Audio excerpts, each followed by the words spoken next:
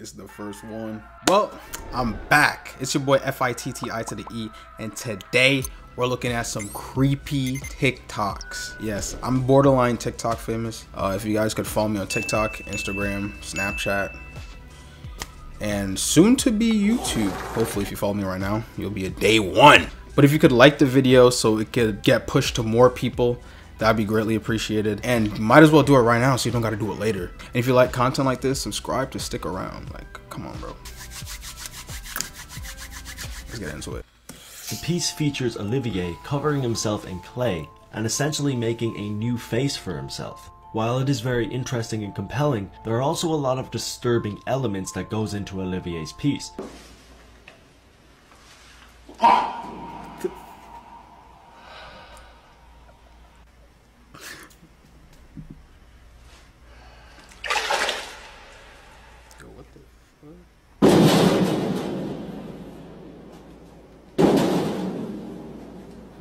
Yeah, I didn't even know what to think about that. All sorts of different emotions. Yeah, nah, that was kind of weird. Olivier, W. Olivier.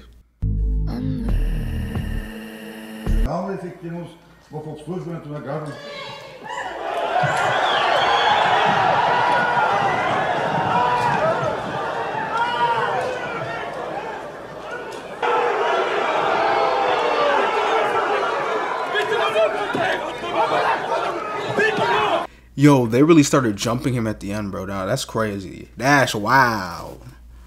Can I show you a scary video? This video is actually terrifying, and the video is going viral right now on Twitter with 18 million views, and it even has news articles written about it. I'm just gonna show you the video, but please be advised, it might be triggering for some people.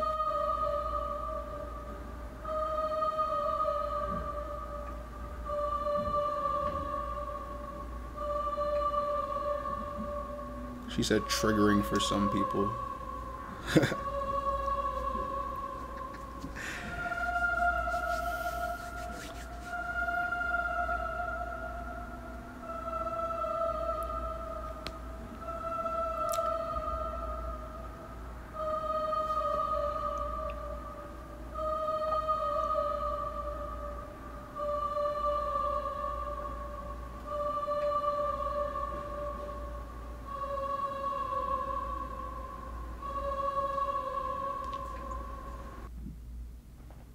Well, I could thankfully say I was not triggered. You know, it is what it is. So this is what 25 million of you wanted to see. But for those who don't know, I found this locked box in my attic wall. And the key was rattling inside this mirror. Someone didn't want us to find it. But we have.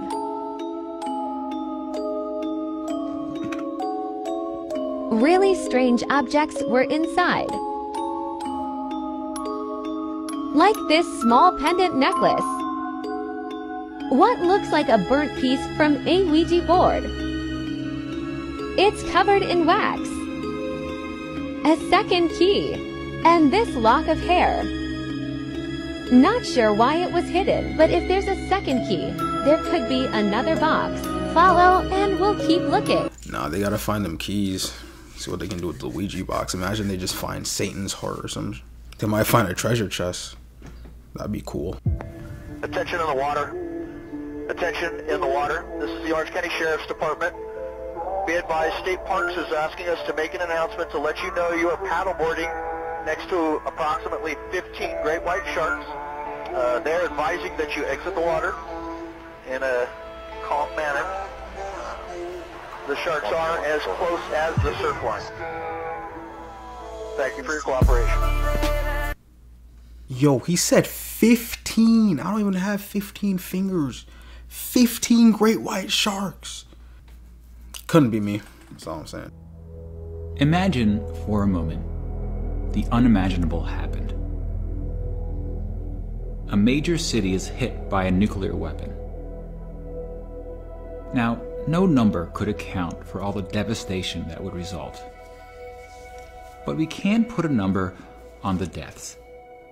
At least we can make an educated guess based on our understanding of what nuclear blasts do to city structures and people.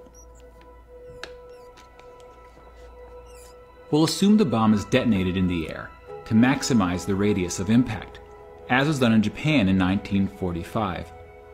But here we'll use an 800 kiloton warhead, a relatively large bomb in today's arsenals, and 100 times more powerful than the bomb dropped on Hiroshima.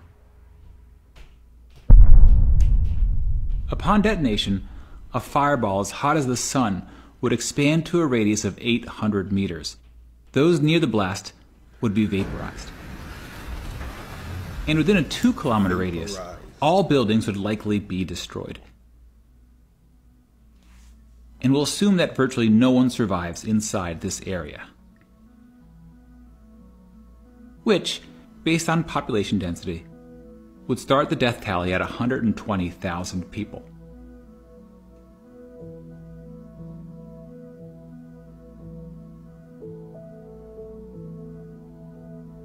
As you move further away from ground zero, estimating deaths becomes more complicated.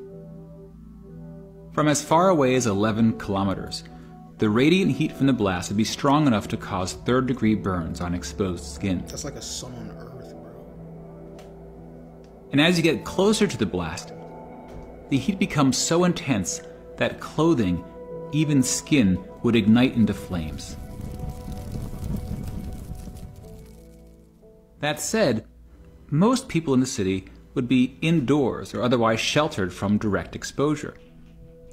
But the very structures that offered this protection would then become a cause of injury, as debris would rip through buildings and rain down on city streets.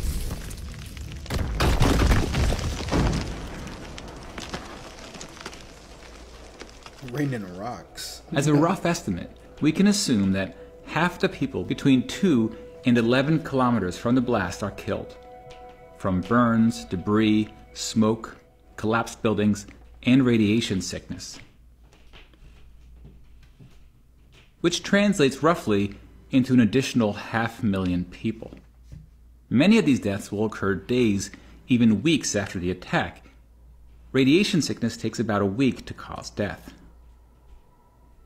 And much of the dust and ash produced from the explosion will be dangerously radioactive, especially if it originated near ground zero. And the distance the particles travel will depend on the wind and other factors. Now, since this simulation is of an airburst attack, it will produce significantly less radioactive fallout than ground attacks targeting missile silos or bunkers. So we'll go with a relatively small number of deaths outside the 11-kilometer range. If it were a surface blast, the fallout deaths could surpass all other deaths combined, but it's a very difficult number to predict. In theory, radiation deaths can be reduced if people can avoid exposure to the fallout, especially during the critical first few days. Fallout shelters were common during the Cold War, but people rarely build shelters today. And schools no longer practice nuclear war drills. We generally talk less about surviving a nuclear attack. And in a way, it's good that we're less afraid of the bomb now that the Cold War is over. When nations are less on edge, the risk of accidents is arguably reduced. But nuclear weapons remain one of the great threats to humanity. And today, we're entering a new era in nuclear weapon history. Long-standing nuclear arms treaties are being reassessed, and countries big and small face the prospect of new arms races. In part because technology is emerging that may give one side a considerable strategic advantage, notably hypersonic weapons. Current nuclear missiles travel around the Earth at high altitudes, making them visible by radar earlier in their flight.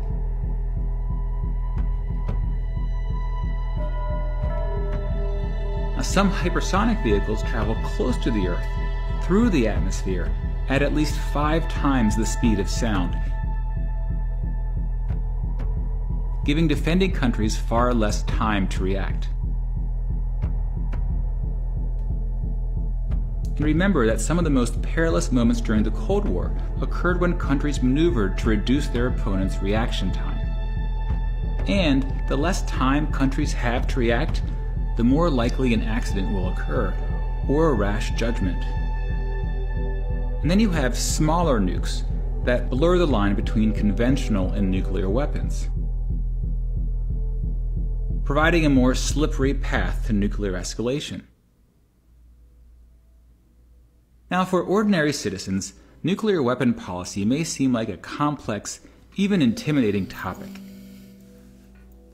But leaders often consider public perceptions when making policy. In many countries, voter opinion is an important factor. Whether you believe nuclear weapons have made the world safer or more dangerous, both sides generally agree that the bomb brings an unparalleled risk, and that there are things we can do to reduce the risk, like minimizing how many countries get the bomb, or scaling back Cold War arsenals, or stabilizing technology races, or pledging to never be the first one to strike.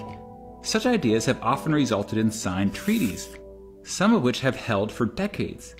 Some are at risk of expiring, and some just need a final push to become activated. Hopefully we never end up in any sort of war that would completely change the trajectory of all of our lives. But if it comes to fruition, you know, when I'm getting bombed, it is what it is. Like, we gotta survive somehow, you know. Anyways, thank you guys for watching. If you guys like my jewelry, like this chain right here, I have this fire black bracelet. If you guys like jewelry like this, check out the website down in the description. Chew Chains, you know, that's actually my personal brand, and you can get a cool chain like this. We got way more, so much cooler than this, but look at that, look at that. But anyways, thank you guys for watching. If you didn't like the video, please like the video, subscribe, and catch you in the next one.